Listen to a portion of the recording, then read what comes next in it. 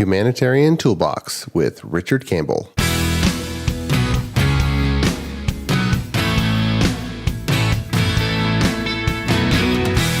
The Azure DevOps Podcast is a show for developers and DevOps professionals shipping software using Microsoft technologies. Each show brings you hard-hitting interviews with industry experts, innovating better methods, and sharing success stories. Listen on to learn how to increase quality, ship quickly, and operate well. And now your host, Jeffrey Palermo.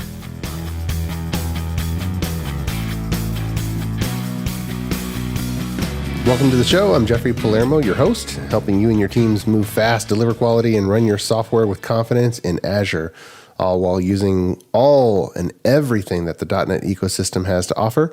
And I'm doing a ton of online user group presentations and speaking. If you run a .NET or Azure-related user group, I'd love to give a presentation for you. Just reach out. And today, our top sponsor, ClearMeasure, makes this podcast happen. They are a software architecture company that empowers .NET teams to be more self-sufficient and able to deliver world-class results and have to outsource less. And if we can help, please get in touch. Also, be sure to check out the new video show, Architect Tips. And today's interview is part one of a two-part conversation with Richard Campbell. And we're going to do the Humanitarian Toolbox topic first. And be sure to watch out for the next show where we go into the history of .NET and beyond. And so let's roll part one. And we have back on the show today, Richard Campbell, and he was on the show back in episode 45. And yeah, here we are, episode 132. So we're trucking along. Well, congratulations, man. Thank you. You know, so Richard is an entrepreneur, advisor, a rabid podcaster, as he describes himself in his LinkedIn profile. And he's also a Microsoft regional director, the co-host of .NET Rocks, Run As Radio, and has so much more experience and accomplishments that I couldn't possibly list them all. You can find him on Twitter at Rich Campbell. And Rich, we've been friends for over a decade. I'm not sure it's quite 2 yet, but it's getting close because I remember you writing to .NET Rocks as a driver in Iraq. Was it back then? That was 03. Yeah, well, the first shows were 2002, right? Mm-hmm. Which is before the word podcast even exists. Right. But, you know, you were kind of a legendary story in .NET Rocks lore back then. Someone from overseas. Yeah. Yeah, well, and an American overseas is like, this is what you were doing in your truck. Like, it was amazing. That was fun. We just happened to be, well, it was a download as many MP3 files as possible and then listen to them kind of, you know, at night in between things. And I happened to be, we were taking a load of essentially broken down tanks. You take the broken down stuff from Iraq down to Kuwait where they have all the maintenance facilities and whatnot. And they had, you know, the AT&T phone banks. And I'm like, okay, wait a minute. They're actually doing live call-ins. I might be able to do this. Let me see. And the schedule just happened to line up before we had to get back across the border. And that was fun. Calling in. Too funny. It's amazing. What's the other, my favorite Jeff Palermo story? Oh, when I talked the chef at one of those restaurants to making you a 48-ounce steak and you ate it. But first you called your wife. But remember when I talked him into it, they bring this thing. First the chef came out and looked at you. He's like, okay, that boy could actually eat that thing. Goes away, comes back, brings this enormous piece of prime rib. And you cleared the plate of everything else. You called your wife and said, I'm doing something stupid. And then you sat down and ate that thing. I do remember them asking, okay, it comes with 2 sides. What would you like? And I kind of looked at him like, nope, no sides. Doesn't matter. Not important. But was that the MVP summit, I think? Anyway, I remember 2 days afterwards, I didn't eat anything. I think the second day I maybe ate some carrots to try to get some fiber to something just to get things going. I was feeling a little bit awkward the next 2 days. I think it might have been in Canada. It might have been a conference in Canada. Like maybe one of Darcy Lucier's shows, something like that. That's what I'm thinking. It was one of those. Oh, yeah. But they all blur together, don't they? It's very funny. And I'll never do that again, by the way. No. That was not smart. There's just bad behavior on everybody's part. I feel bad about it. You feel bad about it. Like, that was too much food. That's ridiculous. Yeah, it was. Although I've gone to I've gone to purchasing my own cows and for processing and just putting it in the deep freeze instead of just like, one at a time hamburger meat or steaks or ribs from the grocery store. I'm like, no. Let me get it in season. I'll put it in the deep freeze.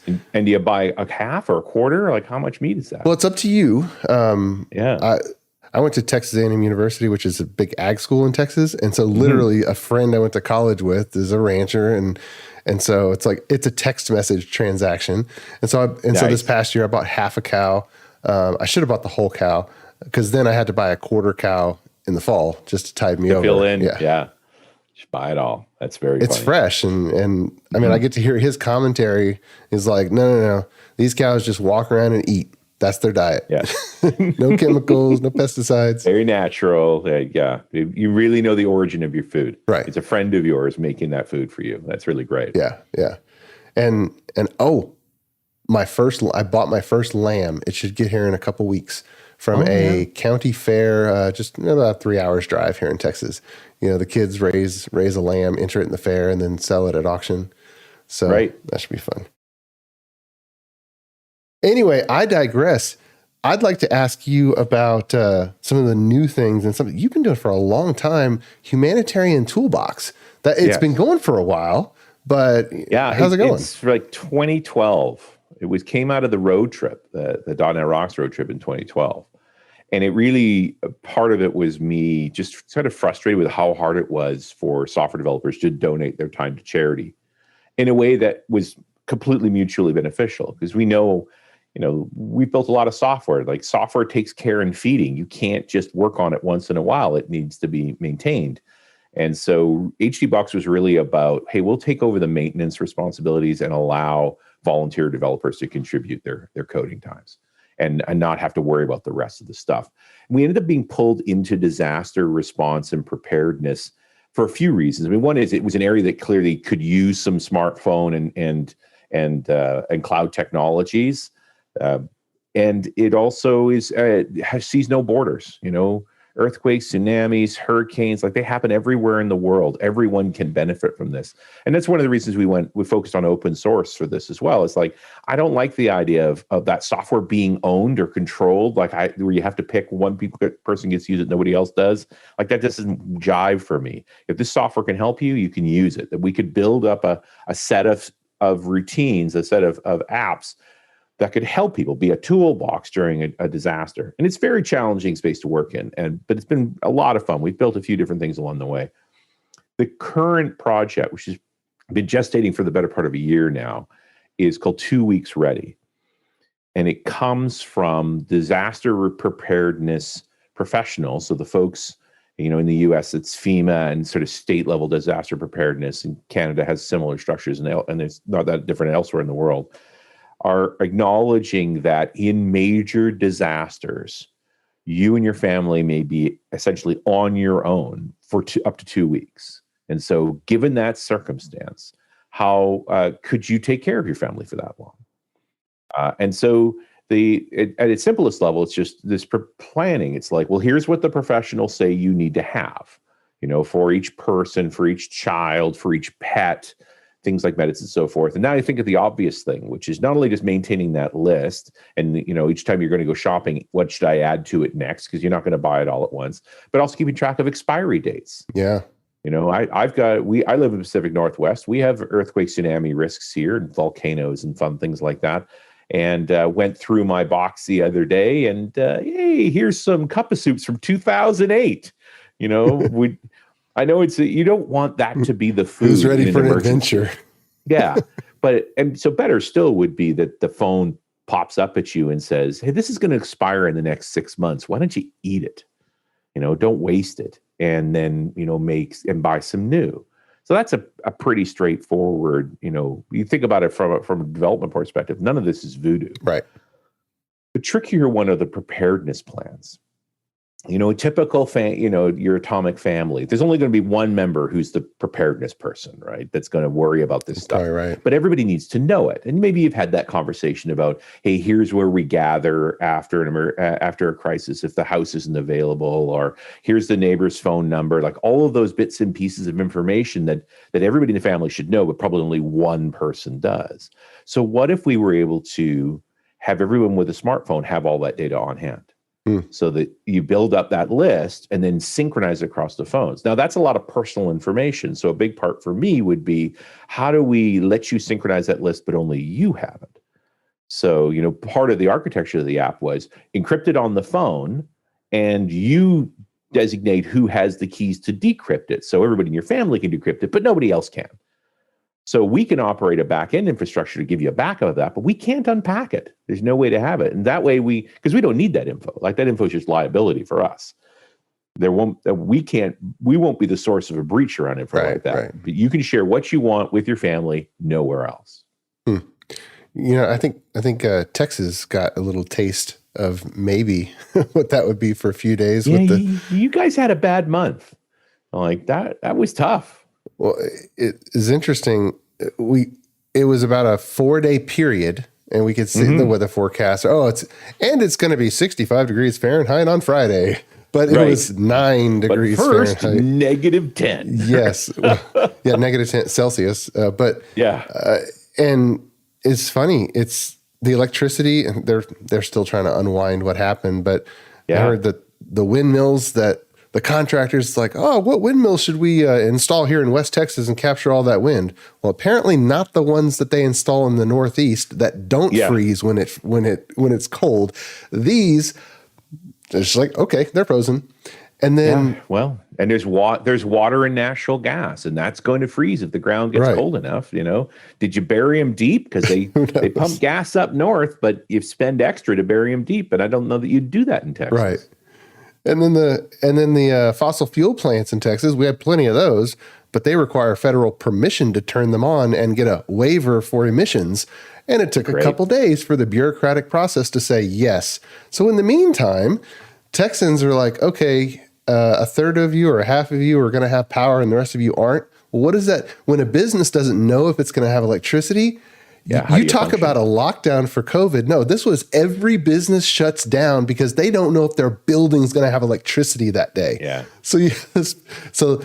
And then no gas, no propane, no delivery, all the trucking to deliver stuff, nothing. Not to mention the roads are not getting plowed because Old Mel doesn't know, there's one plow for the whole region. Who knows? Yeah. Why would you have a plow? You don't get snow down there. That's crazy. Well, we also don't have ice pods of storage for salt all along the roadways. Yeah. So why would you do that? No, it was definitely a tough time in Texas. No two ways about it. And so great to think in terms of emergency preparedness, what that looks like. You also, you guys are tornado country too, right? You North Power, Texas, pretty seriously. Many thanks to our podcast sponsor, ClearMeasure. ClearMeasure is a software architecture company that empowers clients' development teams to be self-sufficient, moving fast, delivering quality, and running their systems with confidence. Whether starting a new project or developing new technologies or techniques, ClearMeasure sets up your team to deliver world-class results. Learn more at www.clearmeasure.com. ClearMeasure, empowering software delivery. Are there any success stories that this is already kind of generated? We're still in the midst of development right now. It's early days. We're making some good progress. Again, open source project.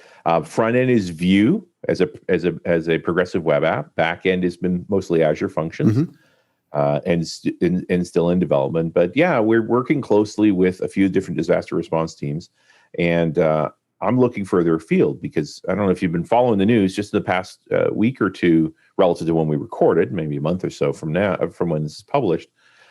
There was a major earthquake in the South Pacific, and New Zealand and Australia both went under tsunami alerts.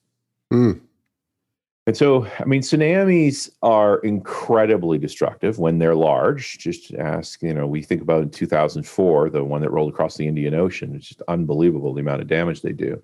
And they're relatively slow moving. Like you have some time to get to higher ground, but they are unstoppable forces. And when they do their damage, it's amazing and dramatic, and you will have to sustain yourself for an extended period of time. Yeah. So it's important for you to know the route to get to high enough ground to get above where a tsunami could possibly reach, and to get there quickly too. And so the fact that we could have an app that would do those notifications, and the one that just happened in New Zealand, a friend of mine who's down there, and I have family down there as well, sent me the screenshot of the alert. So their phone went off. They have a nationalized system down there, so they are able to broadcast to all phones, okay, there's a tsunami alert, move to higher ground if you're in these areas. And the alert looked fantastic. But it's not going to, that's enough to let you know, okay, you've got trouble. Now, do you know what to do? So, the conversation we were having is what 2 Weeks Ready would do in that circumstance, which is now it shows you your personal plan for, okay, if you're at work, here's the quickest way to higher ground. If you're at school, here's the quickest way to higher ground. And all those sorts of paths that you can preload and share with your family so that you're ready to do what you need to get to safety. And is it just me, or does it seem like the cell phone networks are pretty resilient even when other bad stuff is going on? Well, there's a few things about cell that's really interesting. First is it never works perfectly even in the best of times, but it never fully fails either. They're also essential parts of emergency response these days, because generally speaking, if you're a first responder in an emergency site, where you find a phone, you find a person. And so part of the initial deployment into a disaster area, so you think about a typhoon or a hurricane, like something that does, or earthquakes, tremendous amounts of damage. One of the first things on the ground are portable cell towers. They're truck-based generators, and they'll drive them into an area, put the mast up, and connect with all the phones, because that's now information for first responders to go find those phones. Oh, yeah. And so the time limit is very short. Like they got a day to get them in there and to try and find people off the backs of their phones. And the side effect of that is, even in major disasters, there is some cell coverage. Now, it's no 4G, 5G, like high speed, but it works. But it's enough. And it's part of what we've been talking about with many of the apps we've worked with using smartphones, where it's like, we communicate on text message for a reason. A, we don't want to move a lot of data. B, that's a piece of the network that works the longest. When many other things are broken, that still works, because SMS is actually based on the handshake protocol for cell phones to connect a network, period. So if a phone's working in any way, it can do a text message. Interesting. The old ham radio network, there's still clubs, and I'm a part of my local one. Oh, sure. But even in the storm, one of the main repeaters went down. So I'm like, okay, well, then your radio can't get to the next repeater. It's like that radio, that network hasn't been maintained as much, and all the cell phones coming out. So you're thinking, okay, what's the most foolproof way? And it just may be the one where everybody's on. Yeah. What have we got the most of? What is already modular and designed to be replaced in a modular way? What can run on relative ranges of power? Like, it is astonishing. I did some work around the Cayman Islands after a major hurricane there, after Ivan blew through. And I mean, it took almost every power pole off that entire island, but the cell tower that is a part of the telco building where the undersea cable comes in, it survived, and it had a generator. Nice. And so if you were close enough to that module, and let's face it, the Cayman's just not that big, like that worked. It wasn't fast, but it worked. So if any developers want to get involved, where should their starting point be? Few opportunities. So you can go to humanitariantoolbox.org. However, you have to be able to spell humanitarian. The easy way is htbox.org. Okay. So that's the shorthand. So that's our website. It'll talk about the different projects. We are a 501c3 charity. So you often get matching funds. Some companies will match volunteer hours with funds as well. So being a registered charity was helpful. The projects itself live on GitHub. So if you go to github.com/htbox, you will see an array of projects there. 2 Weeks Ready right now, one of the most active ones, but not the only one, in a variety of different technologies and a variety of states of evolution, and always happy to have contributions. What I would say is we're not typical open source projects in the sense that we're fishing for ideas of what to build. We're working with disaster response and preparedness professionals. The work items that are listed on our projects were developed by them in conjunction with them. We're looking for volunteers who read those items, find inspiration in them. Like, that would be something I'd want to work on. Chat with us, exchange some messages. We're happy to get more people involved, and you can add code to the project. I remember, it might have been 6 or 7 years ago. And I think there was a weekend coding project. There was a few. I just attended it. There was a few HTBox customers that were lined up, and they just made their requests. And there was a pool developers who raised their hand. I think Carl was in Austin, Texas for that one. Carl Franklin. Yeah, I mean, that might have been a give camp, but we certainly did codeathons around HTBox projects. Yeah, it was one of those codeathons, and I remember one of the requests was they had a string of Excel spreadsheets, tons of data, and they said, "Oh, we need to get it into here." And of course, the programmers, professional programmers, looked at that, and like, that's all you need. And to this customer, to this company, it was a mountain of work. Labor is over the top, and they look at that and like, oh, it looks like some Excel macros, or it looks like something to read in.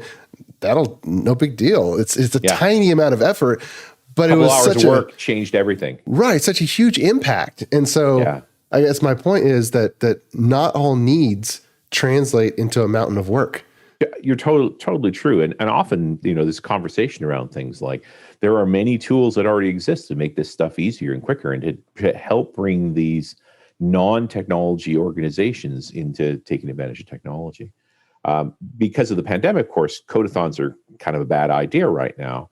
What we have been doing is doing events on Twitch. Mm-hmm.